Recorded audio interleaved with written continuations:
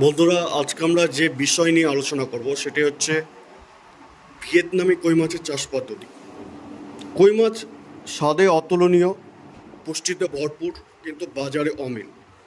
বর্তমানে আমদানি হয়েছে ভিয়েতনাম থেকে এক বিশেষ প্রজাতির কই মাছ, যাকে আমরা ভিয়েতনামি কই বলছি। এই মাছ চাষের নিরিখে এবং লাভের ব্যাপারে চাষিদেরকে 100% পুষিয়ে দিয়েছে। এছাড়া এই মাছ ছোট জলাশয়ে, পতিত জলাশয়ে, হাজা মাজা পুকুরে আমরা খুব সহজেই চাষ করতে পারি। এই মাছের বিশেষত্ব কি? এই মাছের বিশেষত্ব হচ্ছে কই মাছ হচ্ছে মূলত পতঙ্গভোজী একটি মাছ।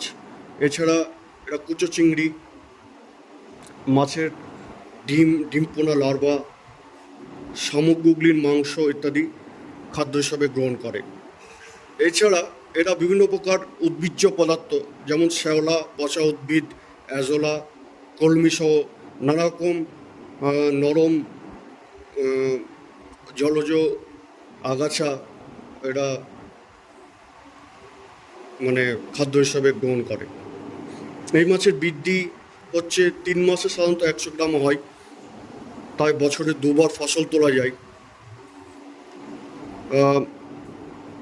তবে এই মাছের একটা বিশেষত্ব হচ্ছে পালানোর প্রবণতা। এরা নতুন জলাশয়ের খোঁজে পুকুর থেকে পালিয়ে যায়, যার জন্য আমরা যদি জাল দিয়ে আটকে দিই তবে এই পালানোর প্রবণতা আমরা রুখতে পারি। এছাড়া এই মাছের দাম দেশি কই মাছের মতো উচ্চ দর না হলেও প্রায় সর্বত্র 150 থেকে 200 টাকা প্রতি কেজিতে বিক্রি হয়।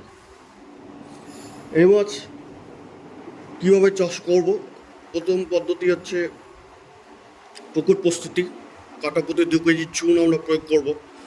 তারপরের দিন কাটাপতি 2 কেজি পচানো সর্ষের খোল অথবা 20 কেজি পচানো গোবর প্রয়োগ করতে হবে। এর 4 থেকে 5 দিন পর ইউরিয়া কাটাপতি 400 গ্রাম, সিঙ্গেল সুপার ফসফেট কাটাপতি 600 গ্রাম প্রয়োগ করতে হবে এবং এর 4 থেকে 5 দিন পর আমরা কই মাছের চারা মজুত করতে পারি। পরিপূরক খাবার আমরা কী দেবো? পরিপূরক খাবার এরা সব ধরনের খাবারই খায়, ধানের কুড়ো থেকে গমের ভুসি, এছাড়া সেদ্ধ বা কাঁচা শাকসবজি, এছাড়া অ্যাজোলা, কলমি, বাঁধাকপির পাতা, সেদ্ধ করা খুদ, এছাড়া যে কোনো জলজ নরম শ্যাওলা এরা খাদ্য হিসেবে গ্রহণ করে।